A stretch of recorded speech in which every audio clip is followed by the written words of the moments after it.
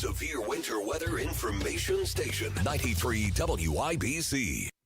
Guy Relford for Tactical Firearms Training. Our most popular class is Essentials of Indiana Gun Law, and we've got another class coming up March 7th, and that's going to be at Indy Arms, conveniently located on the northeast side of Indy. It's $50 for an individual, $95 for couples. It's 5 hours of the most important legal information you need to stay on the right side of the law as an Indiana gun owner. We'd love to see you there. You can sign up right online. Just click on upcoming courses at tactical-firearms.com. Let's go to tactical-firearms.com, click on upcoming courses. You can sign up right online, and we'll see you there on March 7th at Essentials of Indiana Gun Law for Tactical Firearms Training, LLC. Jewelry Graham. Hi, I'm Brian, your friend and jeweler at Shane Company, here to remind you that Valentine's Day is Saturday, February the 14th. It's the most romantic day of the year to give and get fine jewelry. We have expertly crafted gifts for every type of sweetheart, any style, any budget. Get creative and design a custom necklace with meaningful charms, including 14-karat gold letters, engravable hearts, and birthstones. For the one, we'll help you propose with a dream engagement ring. Come see our wide selection of hand-picked natural and lab-grown diamonds in all shapes and sizes, in stock and ready to compare side by side. At Shane Company, love is always in the air with our all-inclusive free lifetime warranty, everyday competitive prices, and no-pressure shopping experience. Come see us in-store or at shaneco.com because a friend wants you to win Valentine's Day. Shane Company, your friend and jeweler. My name is Ariel. When I arrived in the U.S. at 19, I struggled to find job opportunities without my high school diploma. My entire life changed when I took a chance and got my high school diploma at age 22. Everything I have, my education, my career, my marriage, I owe to the Adult Literacy Center and my teachers. They were with me every step of the way, helping with my English and math, making sure I pushed through all the challenges. Ariel, your success proves that what I'm doing as a teacher has real meaning. It was an honor helping you achieve your greatness. Now you're helping others achieve theirs. It inspires me. Education was the key that unlocked all my opportunities. When you graduate, they graduate. Find free and supportive adult education centers near you at finishyourdiploma.org. Brought to you by Dollar General Literacy Foundation and the Ad Council. The Alzheimer's Association and the Ad Council present the story of Tom and Levi. Tom is the smartest man I know. He's been a professor at 2 major universities, been a teacher for over 40 years. One day, he told me that he was having problems in his classes. I think one of the students had asked the question and he didn't remember the answer. And I also noticed that he was letting his class out earlier than they were supposed to let out. And he was telling them that he was doing it as a favor to them, but I think in reality, he just wanted to get out of there. I was really starting to worry because I saw something was wrong. Levi and I talked about how it would change our lives, but he was there beside me, and my love for him was just immense. When something feels different, it could be Alzheimer's. Now is the time to talk. Visit alz.org/ourstories to learn more. A message from the Alzheimer's Association and the Ad Council. There's danger out there. It lurks on highways and quiet neighborhood streets. It's more likely to kill you than a shark and more terrifying than the biggest snake. Distracted driving claims lives every day. Every notification, swipe, social post, video, or selfie while driving risks your life. So while you might think public speaking or the zombie apocalypse is scary, what's really terrifying and even deadly is distracted driving. Eyes forward. Don't drive distracted. Brought to you by NHTSA Call and the today Ad or go to Council. bwindow.com and receive up to 60% off plus 24 months, same as cash, with 0% interest. Because at B-Window, we mean business. We mean business. Indy Humane. Find your new best friend today. Visit indyhumane.org. No Kid Hungry is providing healthy meals and hope to hungry kids so they can build better futures. Learn more at helpnokidhungry.org. A well-regulated militia being necessary to the security of a free state. The right of the people to keep and bear arms shall not be infringed. This is the Second Amendment, and this is the Gun Guy. Boom, boom, boom, boom. Bang, bang, bang, bang. Boom, with Guy Relford on 93 WIBC. And welcome back to the Gun Guy Show here on 93 WIBC. We're glad you're with us on this snowy afternoon and evening. Thanks again to Ryan Hetrick from the WIBC newsroom for coming in and updating us. You'll get additional updates at the half hour and at the beginning of next hour on exactly what's going on the roadways, what we expect to see as part of the weather. So you can keep it tuned right here and not only catch the Gun Guy Show as you always can here on Saturdays 5 to 7, but also stay updated on the weather. So critically important when we have these kinds of weather events coming through. But before the break, I was talking about not only how this school resource officer from Texas, Adrian Gonzalez, was found not guilty, 29 counts of child abandonment and child endangerment, resulting from his complete inaction and failure to protect, really, the children that were his responsibility as a school resource officer there in Uvalde, Texas. And a whole lot of people died. And listen, it was frustrating, again, for a lot of us, watching the videos of police officers just standing around like I was talking about, because the protocol for responding to a mass shooting, particularly a school shooting, these protocols have been very, very clear for police departments all the way across the country since Columbine. And if you remember Columbine, in Colorado, police showed up, they formed a perimeter thinking they had a hostage situation and they were going to negotiate with a hostage. And in the meantime, you had school children being murdered inside that school while police maintained their perimeter. And going back and looking at that and looking at the various assessments of what the police did and didn't do, it became very clear that those protocols, those standard operating procedures for police officers had to change. And what any trained police officer all across the country will tell you today is the protocols are very, very clear. And that is, whoever you are, whether you're the first officer, you're there by yourself, you're there as part of a team of officers responding, it doesn't matter. Even if you're totally by yourself, you do not wait. You do not wait for backup.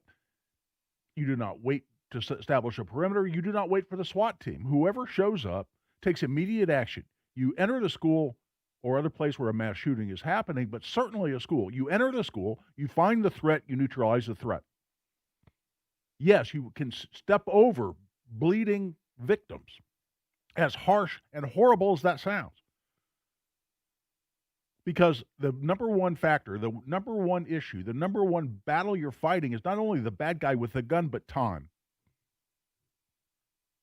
Because every second that goes by, you're endangering more and more people who have not yet been injured, have not yet been killed, have not yet been shot. And so your directive, unquestionably, is go straight to the threat, find the threat, neutralize the threat. If that's a dangerous assignment, and it certainly is, no question about it, then sign up for a different line of work, different profession. This isn't the profession for you if you're responding to a mass shooting is something where you don't care to take on the risk of finding the threat and neutralizing the threat. That's just how it works. And that's been clear since Columbine. And for all the years to go by since Columbine, and for the officers in Uvalde to still stand around and do nothing is, in my mind, I just keep putting myself in the shoes of those parents who are standing around, also hearing the gunshots, also hearing the screams. But the combination of looking back on the Castle Rock v. Gonzalez Supreme Court case, which again found no legal duty for a police officer to protect a private citizen, even to enforce a restraining order that someone finds against an abusive ex so as to protect the person, the now estranged wife under that protective order, and her children, all of whom were supposed to be protected by that restraining order. No civil liability because no legal duty to protect a private citizen. Police officer can stand around and take no action whatsoever, even though that's his job as a school resource officer to protect those children, and staff can take no actions whatsoever, no criminal culpability, at least in the case against Adrian Gonzalez in Uvalde. So where's that leave us? I'll tell you where it leaves me. And this is This has never been a doubt in my mind about this. This is something that to me is so patently obvious as to not even be debatable. And what is that? That is that this ends the gun control debate for me. The states that only issue licenses to carry handguns, kicking and screaming, fighting the courts every inch of the way on whether they have to issue licenses or whether there should be a shall issue system of licenses as opposed to a may issue system of licenses. The states out there, New York, New Jersey, Connecticut, Maryland, Hawaii, California, that keep fighting these battles, keep trying to enforce more and more so-called gun-free zones. Hawaii trying to say, well, you can't even carry into a business unless you have express permission of that business to do so. That's the case that's going up to the Supreme Court. Supreme Court's accepted that case. New York, who's trying to declare everywhere in public, basically, a so-called sensitive place where they can ban firearms. All these jurisdictions, the argument for them to say we're keeping the public safer by prohibiting private citizens from carrying guns in public, they lose that argument by definition to the point it doesn't even take a debate. It is so completely obvious. They lose that debate because if the police have no legal duty to protect us, if a school resource officer whose job it is to protect school children, in fact, has no legal duty to protect those school children, if the argument is I shouldn't be able to carry a gun in public in some particular location because the police will protect me, when the Supreme Court of the United States has said the Supreme Court of the United States has said the police have no legal duty to protect me, why on God's earth should I have to be dependent on the police when they have no duty to do what I'm being prohibited from doing myself? How does that stand up to any logical analysis? It doesn't. If the police have no responsibility, no legal duty to protect me, then I'm my own first responder. I am the person responsible for protecting my family and myself, whether in public or at home. And that's one of the precise reasons the founders in their infinite wisdom passed the Second Amendment, is because they wanted each citizen here in the United States to not only have the right, but the capacity to be their own first responder, to be responsible for protecting their lives, their homes, their families, and yes, their liberties. And you put all these things together and the gun control debate is over as far as I'm concerned. If the police have no responsibility, no legal duty to protect me, then I must be allowed to protect myself. And any other conclusion, given those basic facts, to me, is too ridiculous to even be debatable. And with that, we're at the bottom of the hour. We're going to take a break. We'll have news and another weather update after the Fox News, in addition, as we complete the break here at the bottom of the hour. So we're taking a break. Give us a call. Join the discussion, 317-239-9393, 317-239-9393. This is Guy Relford on The Gun Guy Show on 93 WIBC. The Board of Peace. 93 WIBC. Russia says it might join too. We're going to have peace in the world, and boy, would that be great. What happens next? Plans to meet with Ukraine's President Volodymyr Zelensky. Properly governed and beautifully rebuilt. Happens here. Chinese and Russians are more and more active. Stay in the know. Annexing land for a data center development. Thousands signed a petition opposing that plan. While you're on the go. Snow is supposed to fall all across Indiana soon. On air, online, and on Alexa. Leave all of the 2025 dirt behind and start the new year with Zero-Res. Carpets, tile, rugs, upholstery, and hard surfaces, your whole home can be Zero-Resified, including your air ducts. With a 4.9 Google rating and over 5,100 reviews, Zero-Res is the trusted choice. So start the new year with 3 rooms of carpet clean for just $119, plus a free hallway, and take 15% off regularly priced services when you mention the WIBC special. 317-388-5141, ZeroResIndy.com. Greetings from R&R Agency, your Indiana health insurance pros, and a sincere thank you to our loyal customers for helping us to another record year. We recently saved a 62-year-old retiring couple over $800 monthly when compared to their COBRA offerings. who recently saved a family of 4 over $400 monthly to compare to their $7,500 deductible program on the ACA, and you know that's still Obamacare. We recently saved a small 4-man manufacturing company over $1,000 monthly and gave them better coverage. We feature coverages guaranteed to age 65, low out-of-pocket expenses, the largest networks in the country, and you can sign up anytime. If you are retiring early, self-employed, or need coverage for your small group, call us at 317-563-0868 or go to rragency.org. If you don't call us, we can't help you. What do you got to lose? Call us 317-563-0868 or go to rragency.org. As always, God bless America, common sense government, and peace through strict. It's a new year. Ready for a fresh start or career reboot? At My Computer Career, prep for a more recession-resistant future in the high-demand fields of IT, cybersecurity, in months, not years, including AI. Whether you're starting out or switching careers, no prior training is needed. Attend school online from home or on campus. Go to mycomputercareer.edu to take the free career evaluation today. mycomputercareer.edu, an elite CompTIA certification partner. Financial aid is available to those who qualify, including VA benefits.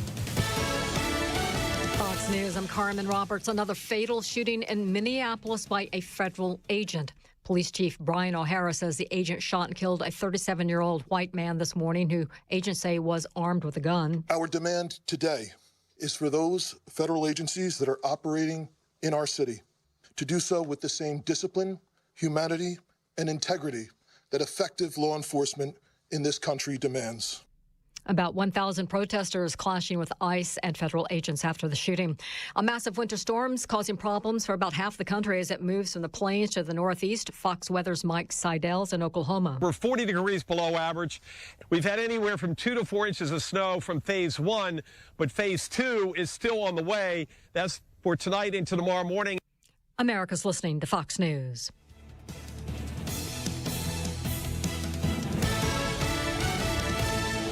The Indianapolis Real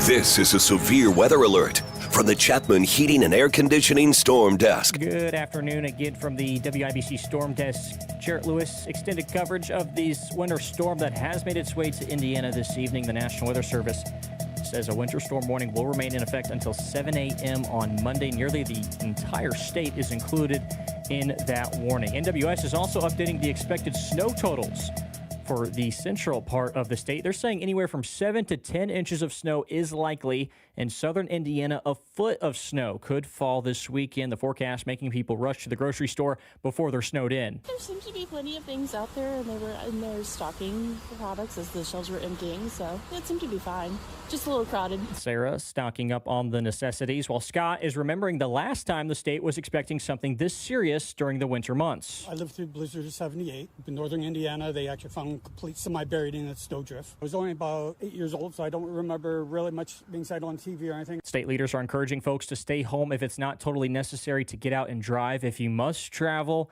keep that emergency kit on you. Road conditions on Sunday are likely to be even worse than how they are going to be this evening into the night. For the latest road conditions in the state, you can call 511. Right now at Indianapolis International Airport, 39 flights have been delayed. Another 32 are canceled. David White, Denver, Colorado. I mean, it's just more cold and ice compared to what we get. So, yeah, it doesn't. So far, I haven't seen anything, so it doesn't seem bad. The number of delays and cancellations expected to rise as the night goes on. More updates will be coming this afternoon. Keep things tuned to 93.1 FM from the WIBC Storm Desk. I'm Jarrett Lewis. You're just minutes away from another severe weather update. Brought to you by Chapman Heating and Air Conditioning. The Indianapolis real estate market is strong, but not easy. Now is a great time to sell only if you hire a real estate team that knows how to aggressively market your home like Mark Dietel Realty. Maybe you want a fast, guaranteed, no-hassle home sale, but don't want to give up hard-earned equity to do it. Mark Dietel guarantees your home sold at a mutually agreed-upon price and deadline, or he will buy it. Listen to what Troy in Connorsville had to say about working with Mark Dietel. I was a real estate challenge. I wanted to sell my home over market value and buy a home near my favorite hunting area with land and no HOA close to town. Miraculously, the Mark Dietel team did it all. They found the perfect new home at a great price and sold my current home in 10 days for $10,000 over list price. Call the local Indianapolis agent I trust and recommend and the agent who guarantees your home sold or he'll buy it. Call Mark Dietel at 317-755-4232 for all the details or go online to markdietel.com. That's Mark, DIETEL.com. I've started my journey with the Good Feet store. You guys know I've had the plantar fasciitis issues, that pain that takes place in your heel, and you're like, what's happening here? So I went to the Good Feet store, talked to the trusted team of arch support specialists. You know, when your feet don't feel good, it affects you physically, mentally, emotionally. It puts a strain on everything. The Good Feet premium arch supports and the personalized approach to fitting are the smartest investment you can make in your self-care journey. And the first step is realizing that you're worth it. For every foot, every lifestyle, the Good Feet store offers the possibility of a pain-free future, empowering anyone to achieve their full potential. There's a free, no obligation, personalized fitting. That's the key to Good Feet's value. I'm starting my journey with Good Feet. You should do the same. Made in the USA, consists of 100% US origin materials. Good Feet has 2 Indy area locations at Clearwater at the Crossing and in Greenwood just off of 65. Be sure to tell them Tony Katz sent you. Online at goodfeet.com. That's goodfeet.com.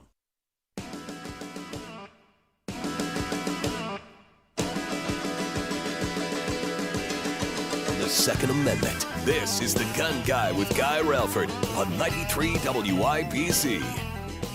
And welcome back. I'm Guy Relford on The Gun Guy Show on 93 WIBC. Glad you're with us. Keep in mind, you can always tune us in on your smart device at home. You can check out the YouTube feed. Go to YouTube, look for 93 WIBC, and you'll see The Gun Guy Show. You can participate in the chat feature, as a number of people are right now. In fact, I just got the chat feature to open up for me. I don't know if I was doing something wrong on YouTube, but a lot of people engage in their own conversations there, post questions to me or otherwise. Speaking of questions, while we were on the break at the bottom of the hour, Dave called in and had an interesting question. He didn't want to go on the air, but Dave asked the question, in school shootings, like the one in Texas, parents tried to go in to take care of the situation and were prevented. What are the legal ramifications of that? Well, you know, police are going to be allowed to control a crime scene, including a school shooting. And one of the things they're very likely to do, in fact, I'd be surprised if they ever did anything different, is keep civilians from entering the scene. But obviously, it added to the frustration in Uvalde that not only did police do nothing for 77 minutes, but parents who arrived and were fully willing to go into the school and engage the shooter and try to save the lives of their kids and the other kids attending school with their kids were prevented from doing so by police. And a logical question, a reasonable question that arises from that is, should those parents be able to sue the police officers who prevented them from going in and saving their own children? And logically, you would think so, but I got to tell you, there is a lot of immunity floating around when you're talking about law enforcement, and especially law enforcement making discretionary decisions as part of their law enforcement function. For instance, here in Indiana, we have the Indiana Tort Claims Act, and there's some version of that, some version of governmental immunity in every state. And the law enforcement function component of tort claims immunity basically says a governmental entity engaged in a law enforcement function, particularly as a result of making discretionary decisions as part of law enforcement, their law enforcement responsibilities, are going to have blanket immunities. It's going to be very, very hard, if not impossible, to file a lawsuit unless it really involves some intentional act that intentionally injures someone, unlike this, where you can certainly argue with their decision, and you can certainly point out that their decision flies in the face of established doctrine and established protocols, again, going all the way back to Columbine. And you can say that they were cowards, you can say that they were incompetent, you can call them a lot of things. But I don't think anyone's going to say that the police officers set out to intentionally injure children. So they're very likely, Dave, in answer to your question, going to have immunity for their decisions, including their decisions to A, not go in and rescue those kids, which was their job to do and which standard doctrine compelled them to do, but also the acts of keeping parents from doing what they wanted to do, which is ending the situation themselves. And it's a great question, Dave. We're glad that you asked it. Join the discussion. Give us a call, 317-239-9393. That's 317-239-9393. Well, I mentioned a Supreme Court case back from 2005, Castle Rock versus Gonzalez, which establishes there's no legal duty of a police officer in a tort liability context. That is a suit for negligence, saying they were negligent for not enforcing a restraining order, which resulted in the deaths, the murder of a woman's 3 young children. I mean, a heartbreaking situation. But, you know, the Supreme Court has a lot to say and is going to have a lot to say, not only on those issues, but a lot of issues that affect us on Second Amendment issues. And we have Second Amendment cases right now pending before the Supreme Court. We expect oral argument in the case of Hamani versus Hawaii. That is, it is not Hamani versus Hawaii. That is a separate case. I just totally misspoke that. It's the Hamani case, U.S. versus Hamani. I mixed my 2 Supreme Court cases together. The other one involves actually a Hawaii statute. So I will back up. The case of U.S. versus Hamani actually came out of Texas. And this deals with whether or not the law under which this gentleman was convicted. He was convicted of possession of a firearm by a person who's a user of or addicted to an illegal drug, in this case, marijuana. And U.S. versus Hamani, we're going to see oral argument in that case later this quarter. But the government has filed its motion for certiorari. Certiorari was granted. Its opening brief of the petitioner has already been filed. And just Thursday, Hamani's lawyers filed their response. And it's really interesting to read their response, to look at what the issues are, what the arguments are around this issue of, does the law that prevents people who are users of or addicted to illegal drugs, is that law constitutional? And there are actually 2 constitutional arguments at play here. One is a statute can be unconstitutional for vagueness. In other words, under the constitutional protections for due process, is a matter of basic due process that a law can't be so vague as to not adequately inform people what conduct is illegal and what conduct's legal. And in that context, what is the term user of an unlawful drug really mean? What's the definition of user? Does that mean if you've ever used a drug ever once in your lifetime, that makes you a user of an illegal drug? And if so, you can never own a firearm? Or no, you have to be a habitual user. Well, what exactly constitutes being a habitual user? Or do you have to actually use an illegal drug at the same time you possess a firearm? What does user of an unlawful drug actually mean? What makes you a user so that you fall within that? And just the term user in and of itself, does that adequately inform anyone of when they can be convicted of that crime and when they cannot? Or does the government just get to make it up as it goes?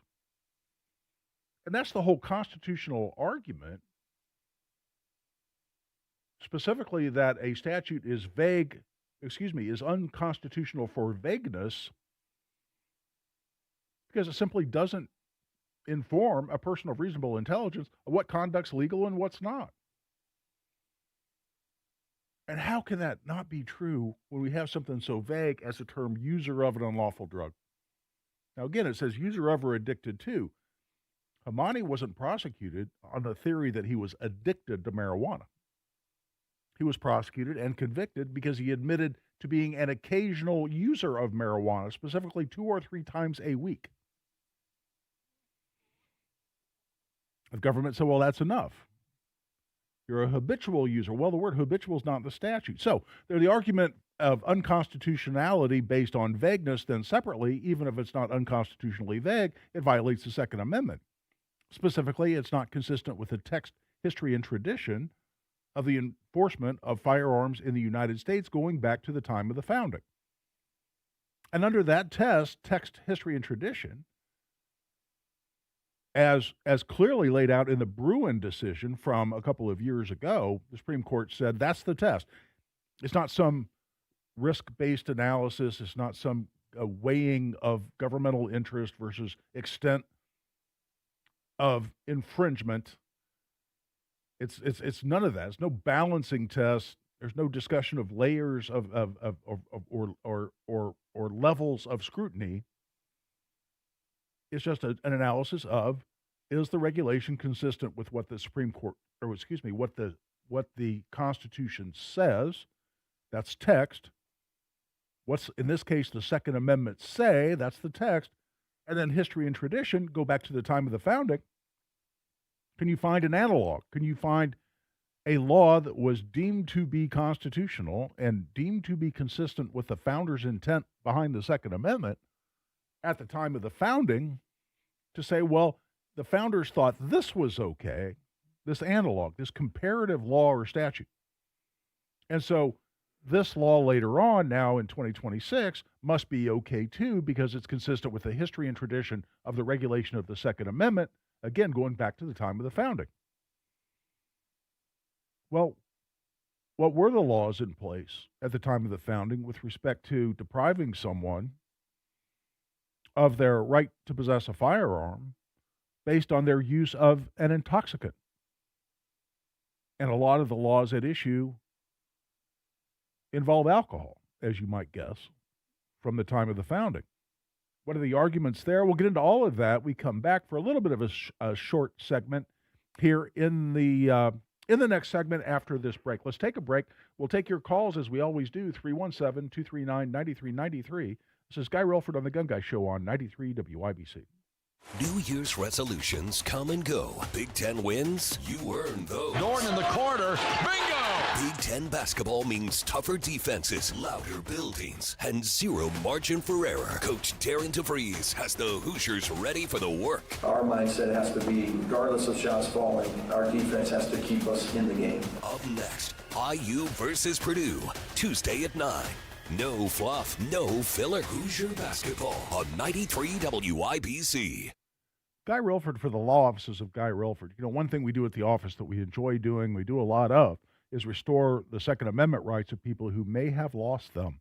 If you have a felony conviction from quite some time ago, or other conviction that may inhibit your ability to exercise your Second Amendment rights, for a lot of folks, not necessarily all, but for a lot of folks, we can restore those rights, particularly if it's been over 8 years since a criminal conviction.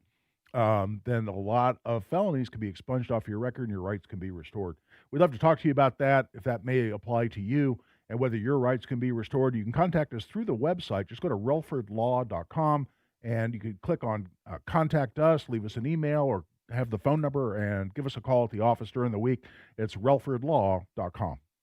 We asked parents to share their journey of adopting teens. They changed who I am because I can't see life without them in it. Visit adoptuskids.org to learn more. Brought to you by Adopt US Kids, the U.S. Department of Health and Human Services, and the Ad Council. Custom jewelry is not out of reach with PA Jewelers at the Farmhouse. At PA Jewelers, you can customize any piece of jewelry for that special someone. PA Jewelers at the Farmhouse in Brownsburg. Gold, diamonds, gemstones, and of course those watches from Flederman Von Riest, assembled right here in Indiana. Custom design jewelry with PA Jewelers at the Farmhouse. Custom jewelry made just for you. PA Jewelers, 3750 South Green Street in Brownsburg, 317-456-4010. PAJewelers.jewelry. Nobody cares for you like family. Family Heating and Air.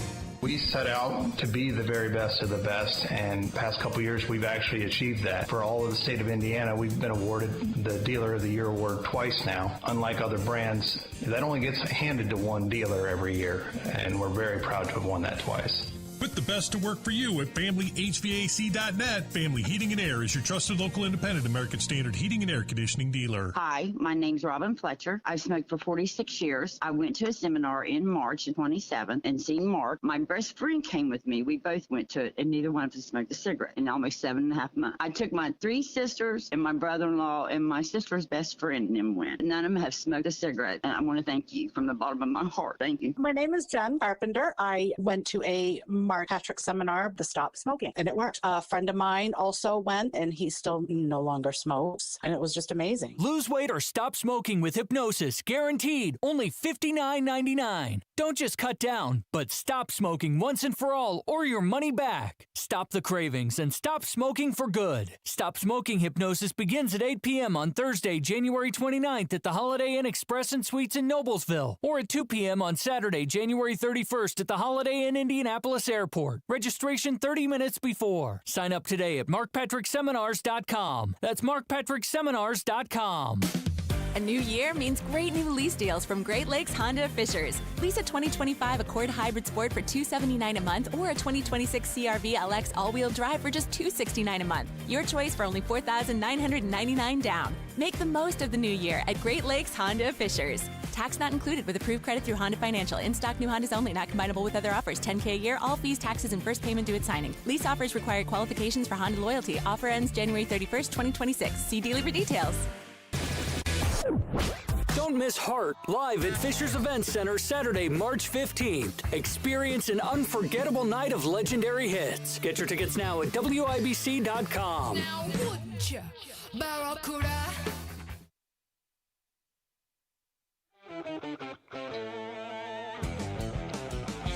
The show about gun rights, gun safety, and responsible gun ownership. This is The Gun Guy with Guy Relford on 93 WIBC. And welcome back. I'm Guy Relford on The Gun Guy Show on 93 WIBC. I tell you what, we've only got a couple of minutes for this segment. What I want to do, I want to invite folks to call in and join the show. It's a little different than what we typically do here on The Gun Guy Show. But I'd love to hear if you're out driving anywhere here in the listening area of WIBC. I'd love to get a report from you of what you're seeing out on the roads. What are the conditions of the interstates, the side streets as well. If you want to give us a call and join the discussion, just telling us what you're experiencing, please do that. We'd love to hear from you. It's 317-239-9393. But I was addressing this case of U.S. versus Hamani, and this is really interesting. And like I said, just Thursday, the plaintiffs in that case filed their response brief. And they lay out these two separate arguments, which I went through. One, the statute's unconstitutional for vagueness, and separately, it's unconstitutional as infringing the Second Amendment. And what was interesting to me is not only the substance of the brief, but in looking at who the lawyers were who filed this on behalf of the gun owner, in this case Hamani, is you had a number of lawyers from the American Civil Liberties Union that are representing Hamani. And that is noteworthy because I will tell you that a lot of us have been very critical of the ACLU because the Second Amendment seems to be way low on their list of priorities when it comes to constitutional rights. And I've always accused ACLU of being a somewhat liberal organization and not joining us in the fight for Second Amendment rights. Well, I'll tell you what, they apparently have stepped up and are doing exactly the right thing in the Hamani case. I want to give them credit for that. So I'll tell you what, we're approaching the top of the hour. It's time to take a break. We'll be back with more discussion of the Hamani case, what else is going on in the Supreme Court when we come back. This is Guy Relford on The Gun Guy Show on 93 WIBC. It's time. You've been putting off that kitchen or bath remodel long enough. What are you waiting for? Get started today with Boer Remodeling. Boer Remodeling customer Kathy had a bath remodel with Boer. Kathy, talk a little bit about your experience. Our experience with Boer has been terrific. The process was so easy and seamless. When we decided to do a larger remodel of our first floor, Boer was the first company we thought of hiring. And were you happy with the results? The results are amazing, and we are so happy with our home and the work that Boer did. Peter is another recent Boer Remodeling customer with a new kitchen. Peter, what was the best part about working with Boer? We especially liked the active participation that we were able to have in selection of stone for the countertops really came out beautiful. The cabinets also came out very, very well. The best materials, the most skilled craftsmen in Central Indiana. They'll guide you through the entire process. Start with a free consultation. Talk to Booher Remodeling today. That's BOOHER, BooherRemodeling.com.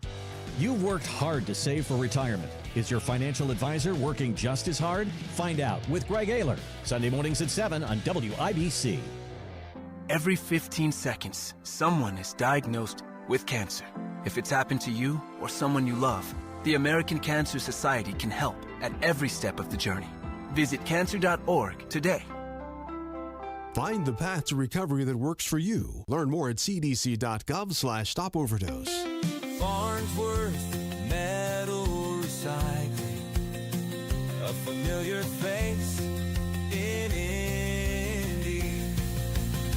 Farnsworth Metal Recycling will pay you cash for your scrap metal. Ray's Demolition and Farnsworth Metal Recycling may seem familiar to you, and that's because they are. They're trusted local family-owned businesses going back 3 generations in Indy with their familiar orange logo and a name you know. But you may not know they'll pay you cash for your scrap metal. Cash is king. Your scrap aluminum, steel, copper, and brass will get you cash from Farnsworth Metal Recycling. Just drop it off and you'll put cash in your pocket. Ray's Demolition and Farnsworth Metal Recycling. Local names you can trust with 2 locations. Farnsworth Metal Recycling, a familiar face in Indy. Get cash for your scrap. Get started at farnsworthmetals.com. Hear that? That's the sound of your life. Perfectly imperfect. Beating in rhythm to the world you've created. But every time you drive after drinking, the music gets drowned out. Your life sounds pretty great. Don't let a buzz ruin it. Buzz driving is drunk driving. Don't drive buzzed. A message from NHTSA and the Ad From Council. the Duke and Air Heating and Cooling Mitsubishi Electric Studios, this is 93 WIBC HD1 HD2, Indianapolis. Another fatal shooting in Minneapolis. I'm Roger Stern, Fox News. A Border Patrol officer fatally shot a person in Minneapolis. Customs and Border Patrol Chief Greg Bovino says the man was holding a gun. An individual approached U.S. Border Patrol agents with a 9mm semi-automatic handgun. The agents attempted to disarm the individual, but he violently resisted. Fearing for his life and the lives and safety of fellow officers, a Border Patrol agent fired defensive shots. There are news organizations now reporting that video shows the man was holding a phone, maybe not a gun. The nation's facing a giant winter storm moving from the central southern U.S. to the east. Arkansas Governor Sarah Huckabee Sanders on Fox Saturday in America explaining her state's readiness. A lot of different teams have been working around the clock to keep power on, clear roads, and assist people who need it. And so we've still got, I think, a long way to go before the end of this storm. But right now, just trying to do the best to take care of all the people around Arkansas. This comes as other parts of the South are also experiencing power outages, with tens of thousands recorded in Texas alone. President Trump praised the British troops who fought with other NATO forces in Afghanistan, walking back earlier remarks that were highly criticized by the British. On Thursday, Trump had told the Fox Business Channel that he wasn't sure that our NATO partners would be there to support us. And 2 days of talks involving Ukraine, Russia, and the U.S. have wrapped up. Ukrainian President Volodymyr Zelensky describing them as constructive. America is listening to Fox News.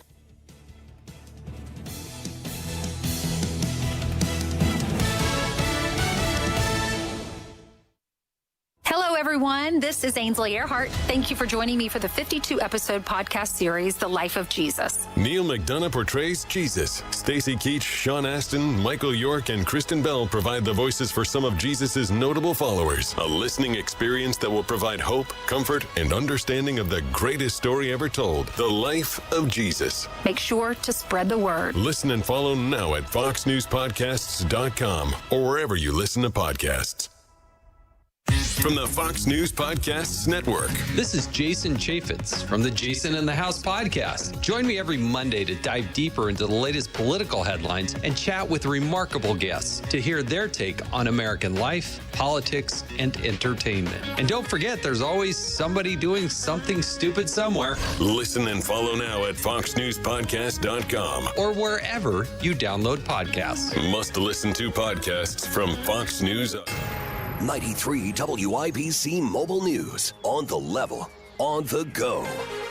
It's bringing back some bad memories. I'm Jarrett Lewis. Here's what's trending this hour. The winter storm in Indiana this weekend is reminding some Hoosiers about the blizzard of 1978. My dad worked late second shift and actually walked home in it. Got his truck stuck, got found a gentleman with a 4x4. That got stuck. Found a person with a snowmobile, and they tore the track off of it. Scott was 8 years old then. He was out early on Saturday getting some necessities for the house. A winter storm warning is lasting until Monday morning. Central Indiana is looking at up to 8 inches of snow, while it's possible people in southern parts of the state get 12. If you absolutely have to be out on the roads, be mindful of other drivers and give the snowplows plenty of room to work. IMPD says a man died in a crash Saturday morning on the city's northeast side after rear-ending a salt truck belonging to the city's Department of Public Works. And not everyone at Indianapolis International Airport is seeing the cancellations on screen due to the severe weather. Ryan Hedrick has the details. David White and his wife are from Denver, Colorado. They flew to Indiana to watch their son in a swim meet at Purdue University. He says he has plenty of experience flying in bad weather. I feel everybody does a really good job and errs on the side of caution, and they seem to shut things down well before there's an incident or an issue. Randy from Carmel, him and his wife decided to check out for 2 months. They're headed to Venice, Florida, where it's 80 degrees. You know, when it gets this cold, it's kind of good to have another alternative. Reporting from a chilly Indianapolis International Airport, Ryan Hedrick, 93 WIBC Mobile News. And I'm Jarrett Lewis on the level on the go and at WIBC.com. Now the forecast from the American Standard Heating Weather Center. Heavy snow expected on Sunday. This is where the bulk of our snow accumulation will come, with high temperatures in the teens, winds gusting to 25 miles an hour. Snow totals generally 7 to 10 inches in the Indy metro area. On Wish TV, Storm Track 8 meteorologist Ryan Morse for 93 WIBC. A diagnosis of Alzheimer's can make it a struggle to communicate with loved ones. This is Tina McIntosh, president of Joyce House and co-host of the Caregiver Crossing radio program. In a moment, I've got a tip which often helps that will be music to your ears. Don't go away. Cardon & Associates provides residents with the best senior living options and personalized service. Visit cardon.us to find a community near you. A growing number of studies show the power of music's role in those living with Alzheimer's. The next time a loved one seems to be tuned out, gently place headphones on them or simply turn on one of their favorite songs. Watch their eyes light up, and don't be surprised if they sing along or start chatting about the tune. More tips like this are available anytime at caregivercrossingradio.org. With new weekly content created by Joyce House and distributed in partnership with Network Indiana, we're an on-air and online support group for Hoosier family caregivers. Hear conversations with experts, access a library of online education, and more at caregivercrossingradio.org. Help WIBC and Technology Recyclers recycle your old electronics safely. Find a community event near you at tech-recyclers.com/events. The Indianapolis Public Library. More than just books. Visit your local branch today. This is a severe weather alert from the Chapman Heating and Air Conditioning Storm Desk.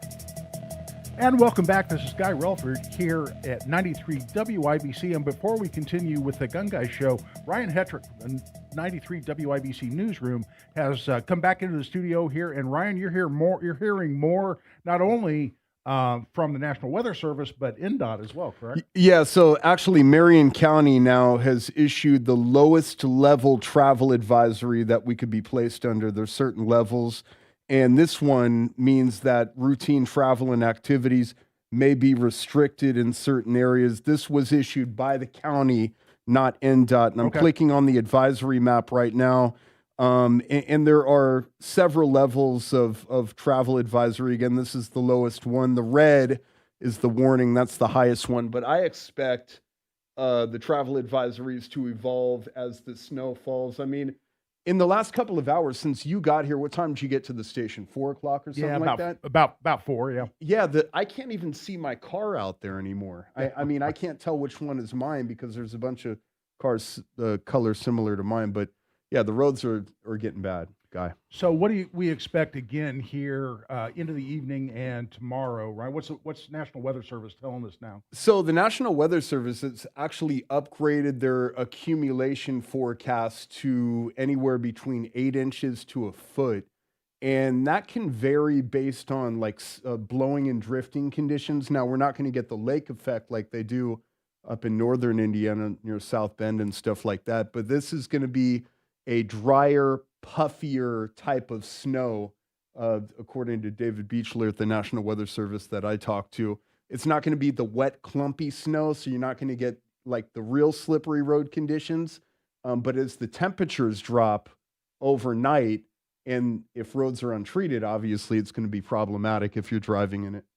Yeah, and then what I've seen on that light powdery snow, that can be good as far as shoveling goes, right? Sure, yeah. It's a little lighter and easier to shovel, but it's bad for drifting, and that could be a problem on the roadway. It's bad for drifting, and here's the problem is, like, we're under one big system, and as Saturday turns into Sunday, towards Sunday afternoon, it's going to stop for a little bit, but don't be fooled about that because it's going to pick right back up toward the early evening hours, and at one point, we could get an inch an hour, and that can really overwhelm. I mean, Indiana is just not built for heavy snow removal because we don't get a lot of snow here. I mean, the average snowfall totals during the wintertime range from like 25 to 27 inches. You know, we're not built like they are Northeast and Buffalo and Philadelphia and Boston and places like that. So it looks like a good Saturday night and Sunday to stay in, tune in to 93 WIBC, maybe throw Netflix on at some point. Yeah, Netflix and chill. Like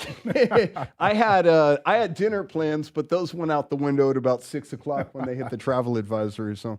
All right. Well, hey, thanks to Ryan Hetrick from the newsroom for coming in and keeping us advised. We'll continue here on 93 WIBC throughout the evening. And tomorrow, issuing weather advisories. You'll hear from the National Weather Service, and we'll keep you up to date just as much as we possibly can. And we've also posted content both from the airport and at the National Weather Service on all social media channels, Instagram, Facebook, and X. We have fresh content up, and we're going to keep updating. We've pushed out a couple of articles in the last hour or so, so follow us on those platforms if you aren't already following us. Awesome. Thanks again to Ryan Hetrick from the 93 WIBC newsroom.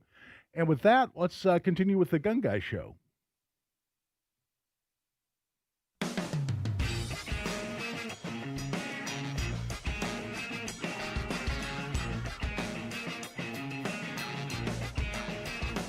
On the Second Amendment, this is the Gun Guy with Guy Relford on 93 WIBC. And welcome back. Thanks again to Ryan Hetrick for joining us from the newsroom, trying to keep everybody updated on the weather conditions, road conditions, as much as we possibly can. As Ryan mentioned, you want to check out the various social media platforms for 93 WIBC, where the newsroom is posting articles and weather updates there as well. And with that, let's return to the discussion of this Hamani case. It's U.S. versus Hamani. And the reason that the government is named first, by the way, we're calling that U.S. versus Hamani, is the government is actually the one appealing the case. The Fifth Circuit Court of Appeals and the District Court in Texas found that the law in question here is unconstitutional for violating the Second Amendment. Going up to the Supreme Court, Hamani's lawyers are arguing as well that it's unconstitutional, that is, the statute is unconstitutional for vagueness, and certainly as applied to Mr. Hamani himself. And what do we mean by that? When you make a constitutional attack on a statute, you can say that the statute is unconstitutional on its face. That is, under any circumstance, applied to anyone, it's unconstitutional, based on whatever constitutional argument you may have. Here, there's both vagueness, which is a due process argument, and a Second Amendment argument. It's not consistent with the text, history, and tradition of regulation of the Second Amendment going back to the time of the founding. You can also separately make an argument that the statute may not be unconstitutional as to everyone, but it's unconstitutional as applied to the particular litigant, the particular party at issue, in this case, Mr. Hamani. And what's the difference in those arguments? Well, it can be easier to win a case arguing that it's simply unconstitutional based, or as applied rather, to a particular individual, because there you're defeating any argument that the government can come in and say, well, hold on. If the following circumstances, or as applied to the following people, would be constitutional, then it's not unconstitutional on its face. In other words, it's not generally unconstitutional. If there's any circumstance where it can be upheld as being constitutional. So, for instance, if the government were to come in and say, well, hold on, we were saying that a person who is addicted to, or a user of or addicted to an unlawful drug, is the wording of the statute. If we're saying it's unlawful for that person to possess a gun, well, that would apply to someone who's a heroin addict, who uses heroin every day, who never goes any length of time whatsoever without being high on heroin. And it's very clear that person's addicted to heroin and a constant user of heroin. And we don't want people that are extremely high on heroin possessing guns. So it's not vague and it's not unconstitutional under the Second Amendment, because there are statutes and laws going back to the time of the founding, for instance, prohibiting people who are intoxicated from possessing firearms while they're intoxicated. All right, well, you can find an analog historically. In fact, several states had such laws. You can't be drunk and in possession of a gun. Then there you go. If you can't be drunk, you can't be high on heroin. And a person who's high on the heroin all the time, or in a particular case was high on heroin at the time they were found in possession of a gun, the statute's neither vague nor unconstitutional under a Second Amendment analysis. But when you say, well, okay, that under that circumstance, the government may be right, but it's still unconstitutional. The statute is still unconstitutional as applied to Mr. Hamani. And what are those facts? First of all, he didn't use heroin. He didn't use meth. He wasn't grinding up oxy and snorting it. He was an occasional user, 2 or 3 times a week, of marijuana, and there was no argument or evidence that he was high on marijuana at the time he was found in possession of a firearm. The police raided his apartment and found both marijuana and a gun. When they questioned him about the marijuana, he says, yes, I use marijuana occasionally, 2 or 3 times a week. No evidence he was high on marijuana at the time he was found in possession of that gun. So now as applied to him, does that make him a user of or addicted to? The government didn't even make the argument that he was addicted to marijuana. They just said he admitted to being a user. Okay. A user, but not a user on the day he was found in possession of a gun. So is he guilty of the crime or not? That's where the vagueness argument comes from. And the unconstitutional argument says, again, while there are historical analogs saying intoxicated people shouldn't be allowed to possess firearms, there are laws that said that. And there are a couple of laws that talk about habitual drunkards. And the government argued, well, if there's a law that says a habitual drunkard can't possess firearms, then someone who uses marijuana 2 or 3 times a week falls within the same category. Hold on. The habitual drunkard laws back in the day, prohibiting firearms possession by those habitual drunkards, applied to people who routinely and regularly drank to the point of severe intoxication. That's what makes them a drunkard. And the government's brief just filed on Thursday makes really, I think, an excellent point, where it says, hold on, if you're going to say that an appropriate analog here, saying someone is the same as a habitual drunkard, as someone who regularly uses marijuana, and there's no talk about the amount of marijuana or the level of THC that could possibly be found in a person's bloodstream at any particular point in time. And so what you're saying then, that a law that says that someone who simply has a glass of wine with dinner 2 or 3 times a week, or a beer with a pizza a couple of times a week, a law that would prevent those people from possessing a firearm would be constitutional. Simply for having a glass of wine with dinner 2 or 3 times a week, would be constitutional because of laws historically that prevented quote-unquote habitual drunkards from possessing guns. Does that make any sense? And the point there is those folks habitually abused alcohol. That's what made them a habitual drunkard, not that they regularly used alcohol.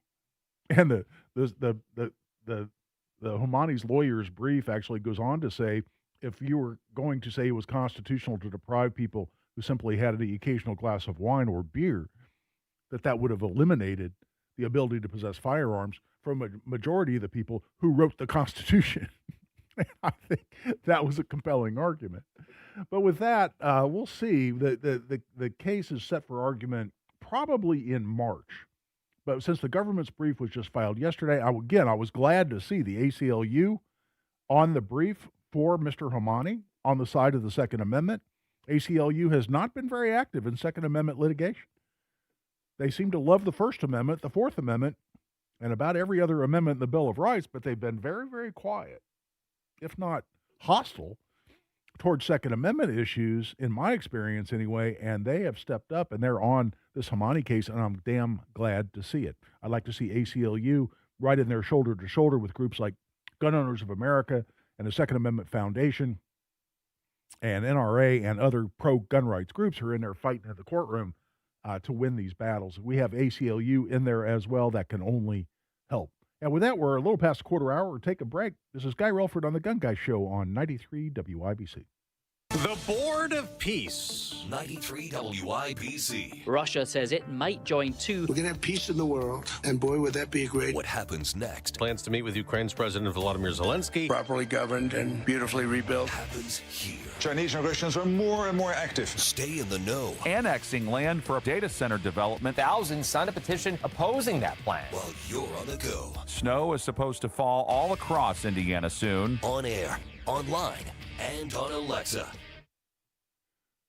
Guy Relford for Tactical Firearms Training. Our most popular class is our Essentials of Indiana Gun Law class, and we've got another one coming up Saturday, March 7th. It's going to be at Indy Arms on the northeast side of Indianapolis. It's $50 for an individual, $95 for couples. We'd love to see you there. This is 5 hours of the most important legal information you need as an Indiana gun owner. You can sign up right online. Go to tactical-firearms.com. Just click on upcoming courses at tactical-firearms.com. Jewelry Graham. Hi, I'm Brian, your friend and jeweler at Shane Company, here to remind you that Valentine's Day is Saturday, February the 14th. It's the most romantic day of the year to give and get fine jewelry. We have expertly crafted gifts for every type of sweetheart, any style, any budget. Get creative and design a custom necklace with meaningful charms, including 14-karat gold letters, engravable hearts, and birthstones. For the one, we'll help you propose with a dream engagement ring. Come see our wide selection of hand-picked natural and lab-grown diamonds in all shapes and sizes, in stock and ready to compare side by side. At Shane Company, love is always in the air with our all-inclusive free lifetime warranty, everyday competitive prices, and no-pressure shopping experience. Come see us in store or at shaneco.com because a friend wants you to win Valentine's Day. Shane Company, your friend and jeweler. Hey, Pat Sullivan here with an offer that's not blowing smoke. My friends at Hope Plumbing, Heating, and Cooling want you to stay safe and warm this winter and have an offer for just that. Hope will give you up to $1,500 for your old furnace for a full replacement system installation. So if your furnace is on the fritz, now's the time to take advantage before it's too late. Call Hope Plumbing, Heating, and Cooling today. That's 641-HOPE. That's 641-HOPE. Hey, what's going on? It's Hammer from the Hammer and Nigel show. And I'm not going to lie to you. I needed help I got a bald spot in the back of my head, and it's embarrassing. I see it when I'm on television. I see it when I'm on the YouTube channel. So I decided to reach out for help. And my friends at We Grow Hair Indie decided to help me out here. These guys are the absolute best. I was a little leery about it. I could not have a procedure that, one, hurt, or two, left me looking like I'd been scalped. But after I talked with Darren and the entire team at We Grow Hair Indie, they told me their state-of-the-art technology, the progress made in hair growth, it's going to be okay. If I can do this, you guys can do this. Contact the team at We Grow Hair Indie, 317-522-2995. That's 522-2995. Get that free evaluation. It's free. You can also go online to WeGrowHairIndie.com. Contact them today and do this with me. WeGrowHairIndie.com. Let's say we start that new year with a new car at Tom Roush Lincoln. Hurry in for the 8, 9, 10 deal. Get $8,000 off new Nautilus or $9,000 off new Corsair. Or how about $10,000 off Lincoln Aviator? The 8, 9, 10 deal right now at Tom Roush Lincoln. Come get a great deal on all three from Tom Roush, where our family served yours since 1972. Corsair stock number L25566, MSRP 55340. Nautilus stock number L26030, MSRP 62705. Aviator stock number L25384, MSRP 79450. See dealer for complete offer details. Latrell spent more than 8 years in foster care. His world changed when he was adopted at 15 with help from the Dave Thomas Foundation for Adoption. I think about how much we love him, and I wish we could have had him for his entire childhood. The foundation is changing the lives of thousands of teens waiting in foster care. You can help. Learn more at davethomasfoundation.org. Call today or go to bwindow.com and receive up to 60% off plus 24 months, same as cash, with 0% interest. Because at bwindow, we mean business. We mean business. Through their service, veterans have our backs. Now we should have theirs. Learn more at gotyoursix.org. Indy Humane. Find your new best friend today. Visit indyhumane.org.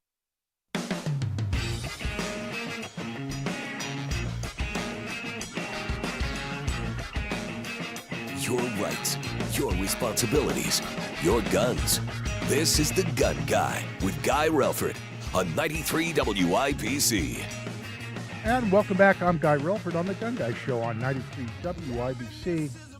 And one of the reasons I had the Hawaii Supreme Court case sort of at the top of mind and screwed up the name of the Hamani case there at the beginning is because I was just thinking about the Hawaii case because the oral arguments in the Supreme Court, and this is Wohlford with a W, Wohlford versus Lopez.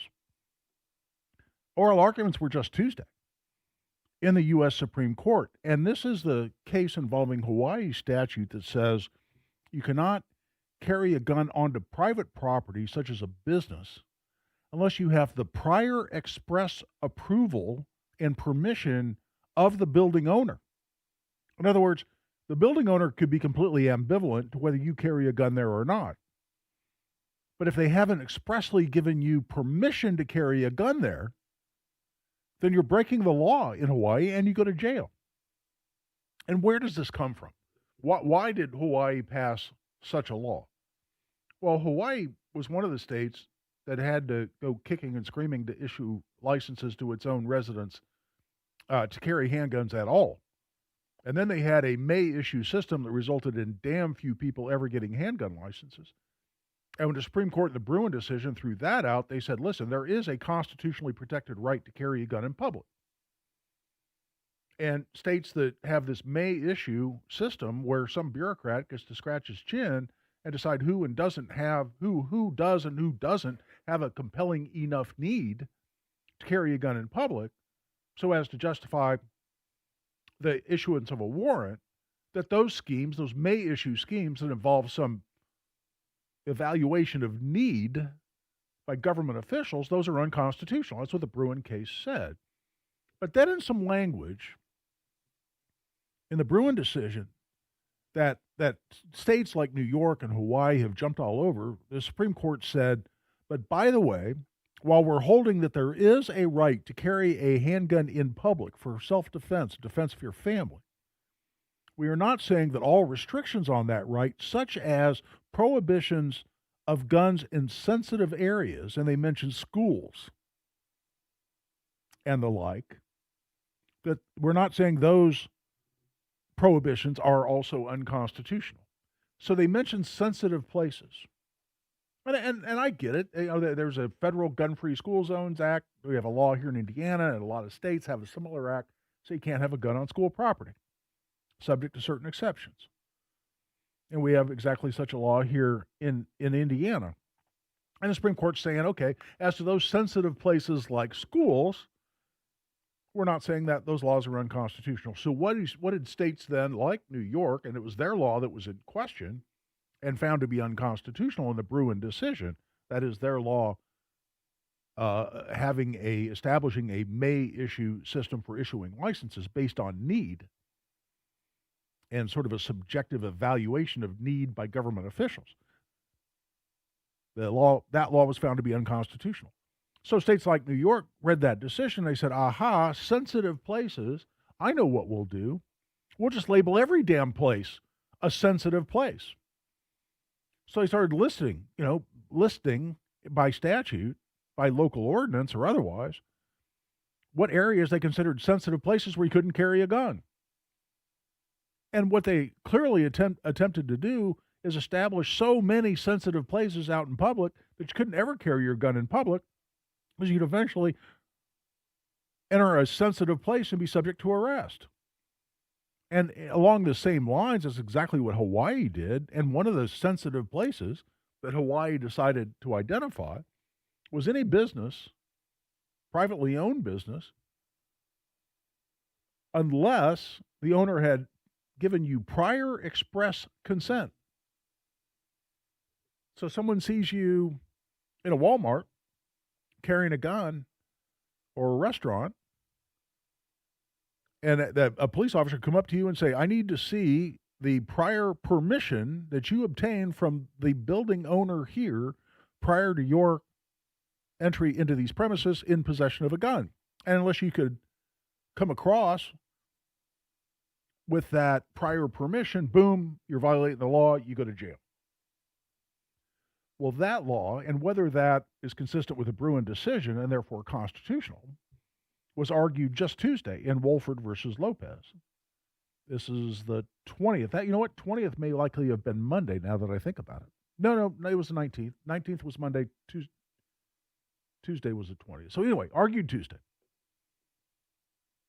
And what was interesting, when you listen to that, and you can listen to those arguments live, is it really appeared that all 6 of the justices, which we would identify as conservative or quasi-conservative, which is how I view Chief Justice Roberts. But all 6 of them seem openly hostile to Hawaii in those oral arguments. And I was glad to see some challenges. Chief Justice John Roberts suggested that this case and other recent cases coming out of the states like Hawaii show the Second Amendment has unfairly been a disfavored right among those states. And he used that term, disfavored right. Justice Samuel Alito told the lawyer for Hawaii that Hawaii was, quote, relegating the Second Amendment to a second-class status among the Bill of Rights. And we've had multiple justices, including Justice Thomas, who's been very vocal on this, come out and say, you know what, there is no hierarchy of rights among the Bill of Rights. Among those rights protected in the first 10 amendments of the United States Constitution, there is no hierarchy. There are no first class, second class, and third class rights among those. They are equal and should be treated as equal by the courts. And where lower courts do not do so with respect to the Second Amendment, those laws should be overturned. Those decisions should be reversed. And so I was thrilled to see that. So I am cautiously optimistic. You know, it's kind of an old saying that you don't want to predict the outcome based on oral argument. And it is true that some judges, or in this case, justices, will ask questions not necessarily because they're disagreeing with a person, or they ultimately will rule against that lawyer that they're questioning, even apparently in a hostile manner. Sometimes they're just asking probing questions. They want to assert what they think might be the strongest arguments against you, and hear what your response is, not necessarily buying into those arguments themselves. So it's an old caution among lawyers to always advise their clients and others that don't draw too many conclusions from oral argument.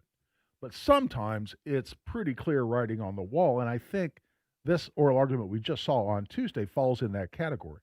You know, I'll say cautiously but optimistic that we're going to see a reversal of Hawaii's law. What's always interesting, though, when the Supreme Court comes out with one of these decisions, is how broad is it?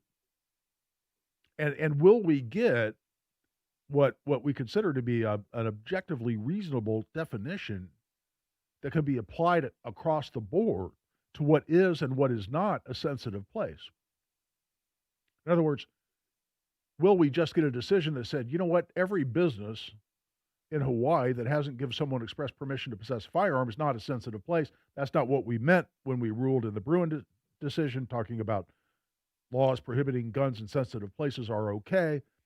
So at least as to businesses without prior permission, those aren't what we meant, and leave it at that. Or will they go the next step and give us a more definite definition that could be applicable or applied to other places where other states or localities like New York are trying to label every damn place a sensitive place? Will we have a definition we can apply to those other limitations on Second Amendment rights as well that can help to overturn those decisions? Always an interesting issue when you get a new Supreme Court case is how broad is the case and how applicable is the ruling in that case to other situations that are not identical to the facts of the case at issue, in this case, the Hawaii statute.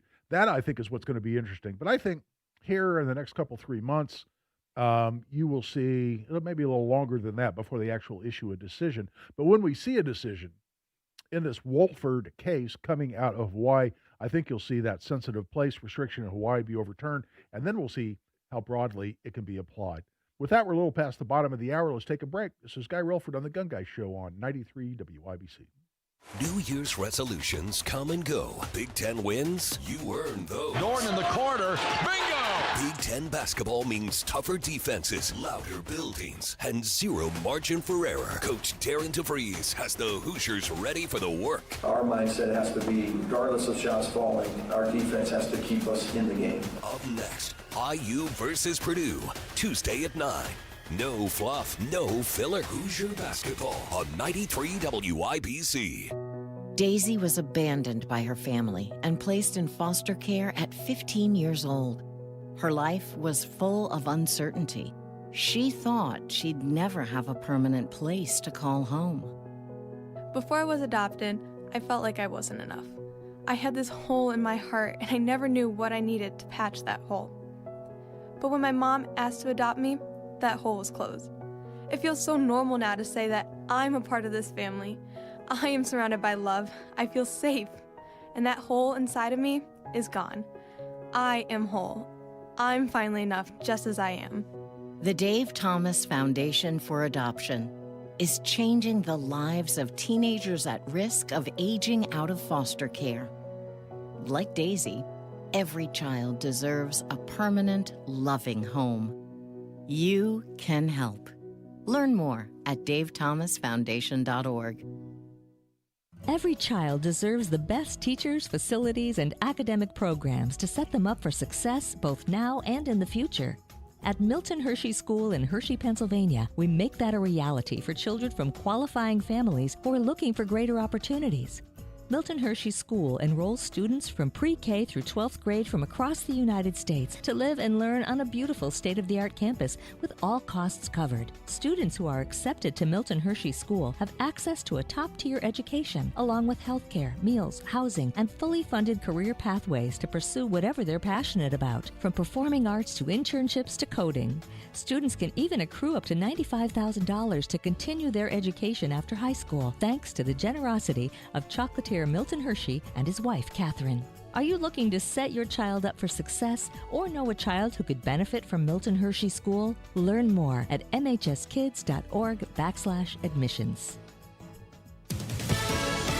Fox Fox News, I'm Carmen Roberts. Strong reaction after a federal agent fatally shot a 37-year-old Minneapolis man today. Senator Amy Klobuchar tells reporters ICE needs to leave. They are not making us more safe. As the tragic killing this morning, as people saw it viscerally on that video shows us, they are making us less safe. Homeland Security Secretary Kristi Noem says an agent opened fire on the gunman because officers feared for their lives. The officers attempted to disarm this individual, but the armed suspect reacted violently. Family members say the victim, Alex Preddy, was an intensive care nurse at a Veterans Affairs hospital. And this weekend's winter storms causing major power outages and prompting thousands of flight cancellations. America's listening to Fox News.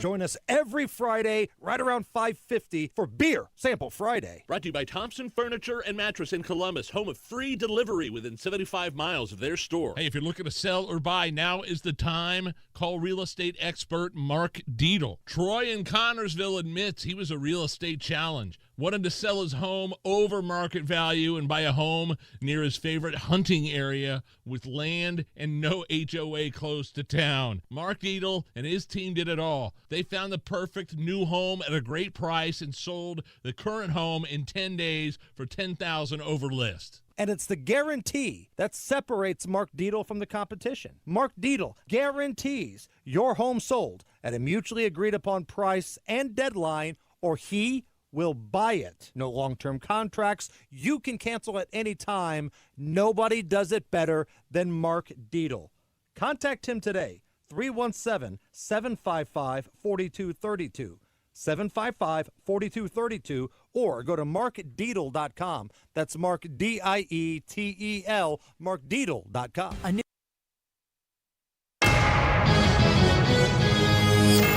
This is a severe weather alert from the Chapman Heating and Air Conditioning Storm Desk. Good evening again from the WIBC Storm Desk. I'm Jarrett Lewis with another update on the winter storm making its way to Indiana. Snow began falling earlier this afternoon, and it has not let up. It will continue to come down into Sunday afternoon. According to the National Weather Service, snow accumulations for central Indiana are between 7 and 10 inches. Going a little further south is where we see 10 to 12 inches of snow possible. David Beechler is a head forecaster at the National Weather Service office here in Indianapolis. Across the continental U.S., they're anticipating roughly 120 million people are going to be impacted by the storm. And that stretches all the way from the southwest, going up through places like Dallas, Little Rock, Arkansas, Memphis, Tennessee, here in Indianapolis, Louisville, all the way up to the northeast and Boston, New York City. That winter storm warning remains in effect from now until 7 a.m. on Monday. The conditions are difficult. Folks are encouraged to stay home unless travel is necessary. Right now, we have low visibility and a travel advisory issued in Marion County. The severe weather having its impact on the airport. This hour, 47 flights have been delayed, 32 have been canceled. Randy and his wife were at Indianapolis International this morning trying to get out of the Hoosier State and head to Florida.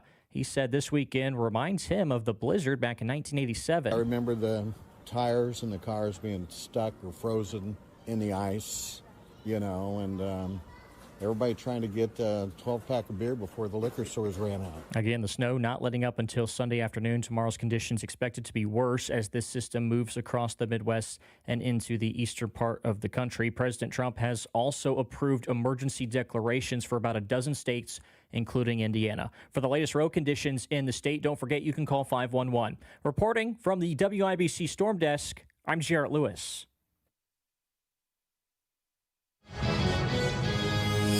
You're just minutes away from another severe weather update. Brought to you by Chapman Heating and Air Conditioning.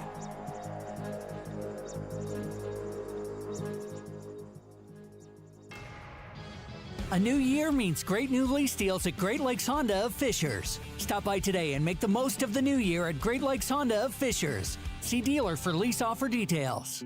Children are placed in foster care through no fault of their own. Because of abuse or neglect, it's heartbreaking. We were just left in a hotel. Tay and his brothers were adopted with help from the Dave Thomas Foundation for Adoption. But more than 100,000 children in the U.S. are still waiting for a family. Now that I'm adopted, I can focus on being a kid. Learn how you can help at davethomasfoundation.org. There are 48 million unpaid family caregivers in the United States. Visit aarp.org/caregiving to access a free guide to help navigate your caregiving journey.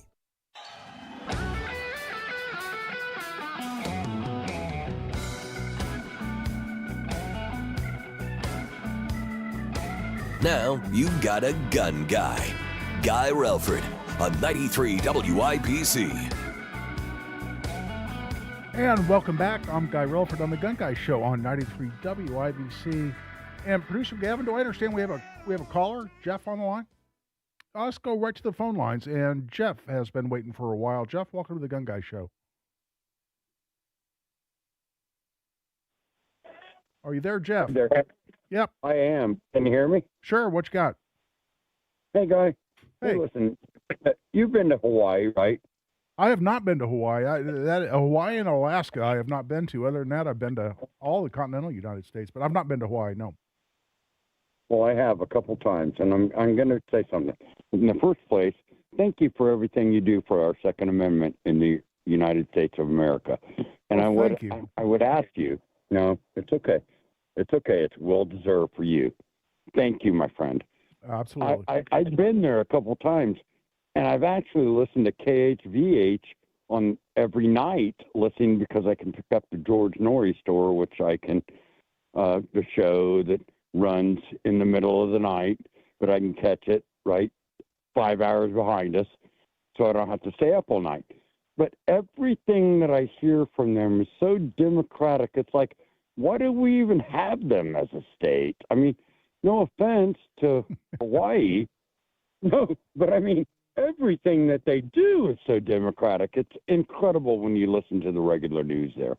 Yeah, well, That's all I got, my friend. Yeah, I hear you, Jeff. But when you look at everything on the west coast of continental United States, I mean, you go Washington, Oregon, California, and then they've obviously got to cover a lot of water to get out to Hawaii. They're all that way, and I'm not sure exactly why that is, what the geographic connection is, but it's certainly true. But one thing we know is that Hawaii has been incredibly hostile towards Second Amendment rights, and we're hoping they get slapped around pretty hard here by the Supreme Court, which it is looking. At least I think it's a reasonable prediction coming out of oral argument that that's exactly what's going to happen as a result of this Wolford versus Lopez case.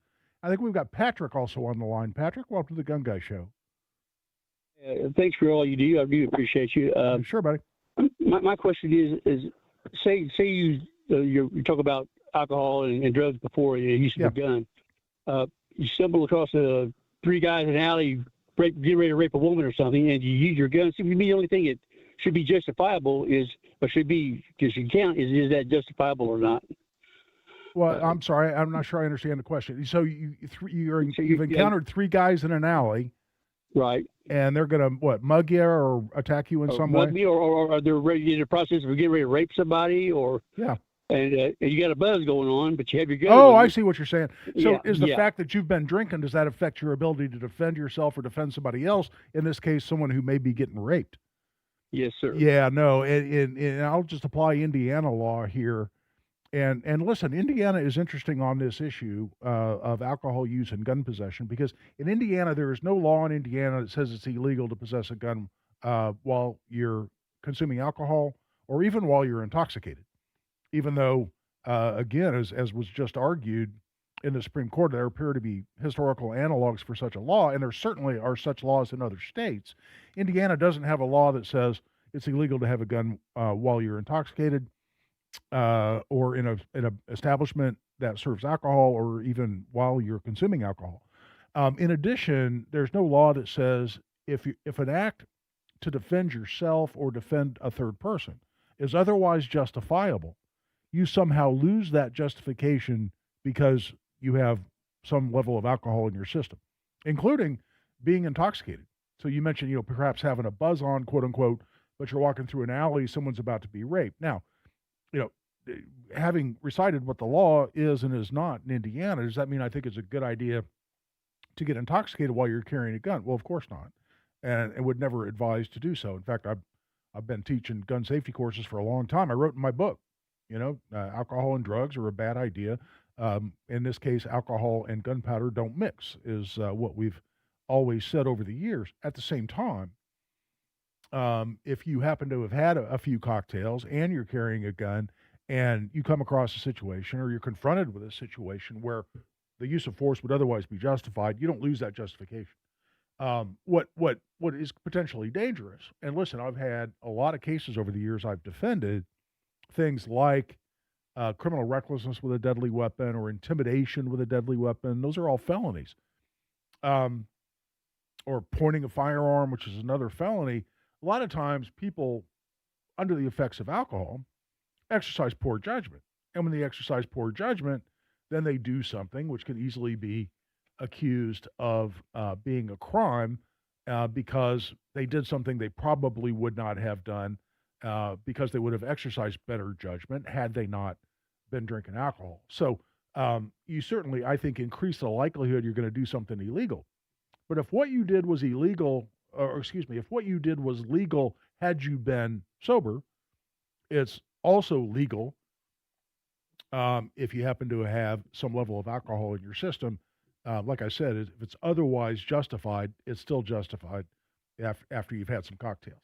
And I think we've also got, I'll tell you what, we need to take a break. Let's do this. Let's take a break right here. We've got David and Andy on the line.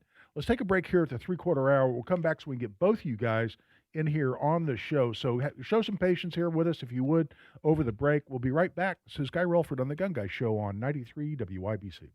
Severe weather is on the way. We got snow coming. We need some salt on the roadway. We may get a little bit of a lull late Saturday evening, but that does not mean we've blown the forecast. More snow develops. Now expected to impact more than 40 states. We're talking about 7 to 10 inches. What happens next? People on the roadways will forget everything they've learned. Happens here. I pray for Matt Baer. His job is about to get very difficult. On your severe winter weather information station, 93 WIBC. We are the National Park Foundation, and together with you, we're creating a future where every person, every generation, gets their chance at an unforgettable moment.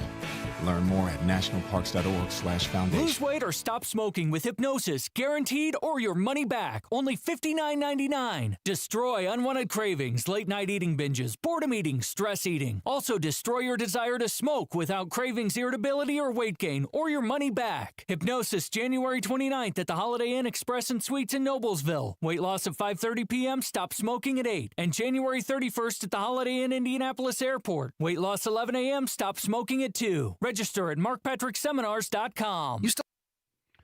Guy Relford for the law offices of Guy Relford. If you've lost your Second Amendment rights and would like to see if you could potentially have those restored, specifically after criminal conviction some number of years ago, contact us through the website. We'll discuss whether we can help you get your rights restored. It's relfordlaw.com. That's relfordlaw.com. You still thinking job change in the new year? Yeah, I need something that's in high demand and more stable in this economy. IT? Yeah, cybersecurity, maybe even AI. That's what I did. Really? How? Went to My Computer Career. You don't need any prior experience, and you could start your new career in a matter of months. A lot of IT pros go to school there, too, to level up. Sweet. Are classes online or on campus? Both. Wow, I'll check it out. Thanks. Make this your year. Take the free career evaluation now at mycomputercareer.edu, an Elite CompTIA certification partner. Financial aid is available to those who qualify, including VA benefits.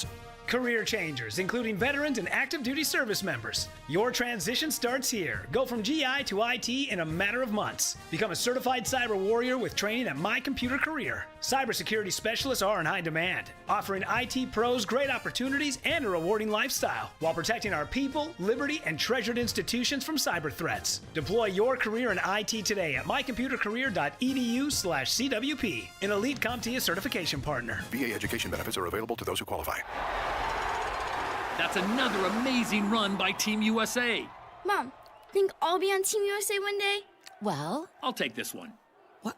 Are you speaking to us? Yes, and to answer your question, anything's possible, especially with Xfinity. So, I can be the best snowboarder ever? Well, I can't guarantee that, but Xfinity can guarantee that your internet price won't change for 5 years. Okay. What if I practice every day? Then maybe you'll be snowboarding for Team USA at the next Olympic Winter Games. And Mom, you'll still be paying the same price for Wi-Fi. Ooh, really stuck the landing there. It's the Xfinity Gold Medal Celebration. Now through February 22nd, get our best price on gig Wi-Fi for 5 years guaranteed, just $50 a month. Plus, get Peacock Premium included for 2 years. That's a $10.99 value per month. Xfinity. Imagine that. Proud partner of Team USA. Restrictions apply. Requires paperless billing and auto pay with stored bank account. Taxes and fees extra. Actual speeds vary. Step into the spotlight with Dancing with the Stars.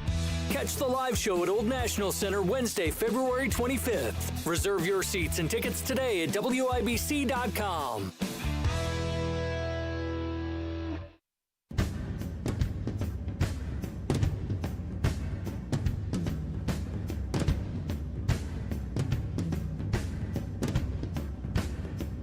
Attorney. He's an NRA certified firearms instructor. He's the gun guy. Guy Relford on 93 WIBC. And welcome back. I'm Guy Relford on the Gun Guy Show on 93 WIBC. Let's go right to the phone lines, and David has called in. David, welcome to the Gun Guy Show. Guy, it's an honor to talk to you. I've been listening ever since you were on Gun Talk Radio and covering the Greenbrier Mall shooting. Awesome. Well, thank you. I just had a quick question about where do we stand on the ghost gun or the P80s and the 80% lowers in the court system. I haven't heard any news on that, or whether or not we can still produce those or even have them. Do you have any guidance on that? Yeah, well, it's one of those situations where we've had some lower court rulings, but we still don't have any definitive rules as far as what we can do going forward. So we've had some lower court decisions, particularly down in Texas, who have said the ghost gun regulations or the new rules are not enforceable, but I wouldn't change anything we're doing right now, David, until we get something more definitive, or unless the government withdraws those regulations altogether. And I wish I could be more specific for you, but unfortunately, where that one is a little bit in limbo. Let's go back to the phone lines. We've got Andy. Andy, welcome to the Gun Guy Show. Hey, how you doing? I didn't know if you happened to catch the interview that Abdul had with Ryan Mears. I think the guy's name was Kendall Adams from IMPD about the drop in the homicide rate. And Abdul brought up the point about constitutional carry and what it had an effect on it. And Mears, of course, didn't even say anything. And Mr. Adams was all he commented on was the number of people that have injured themselves in firearm-related incidents as far as constitutional carry. Just totally dismissive of it. So I'm kind of disappointed in that. I just don't think that they'll ever change their attitude towards constitutional carry and just refuse to acknowledge that, the good that it does. Andy, I'm so glad you brought that up, and thanks for calling the Gun Guy Show. No, Andy's completely right, and it's really kind of interesting because what did we hear? Before we got constitutional carry passed in 2022, we heard from people in Marion County, from the police, and from city government, and from the prosecutor's office. What did we hear? We heard, it's going to be blood in the streets. Oh, we're going to have more and more homicides. Oh, we're going to have more and more murders. Oh, this is going to be a catastrophe. And what have we seen since then? We've seen a decline, and in fact, from 24 to 25, we saw one of the most precipitous drops across the country, where more and more states, 29 states now, in fact, if North Carolina can override a governor's veto, we're going to be at 30 states have constitutional carry. So nationwide, we're down, where more and more states are being compelled to issue licenses, in part because of the Bruin decision from New York, where more and more states are passing constitutional carry. And right here in Indiana, where we've had constitutional carry now, where we've had constitutional carry in effect now for a while, what do we see? Another dramatic drop. And exactly as Andy says, when you ask our elected politicians and our police who oppose constitutional carry, saying there's going to be blood in the streets, it's going to be the wild, wild west. And we ask them about that. What do you get? You get crickets. And what was really interesting, and I talked about this with Hammer and Nigel a couple of times, is there was an interview where Russ McQuaid was talking to the police chief and the prosecutor's office, and they were talking about how the total number of murders were down, but the number of justifiable shootings were up. And they were talking about the number of justifiable shootings being up as a bad thing, because they weren't convicting people for murder. No. It's a good thing because the good guy won and the bad guy died. But that's what we get from elected officials in Marion County. And with that wraps up this week's edition of The Gun Guy Show. Remember, always be safe and always shoot straight. This is Guy Relford on The Gun Guy Show on 93 WIBC. Gain insight on how to prepare for a secure retirement.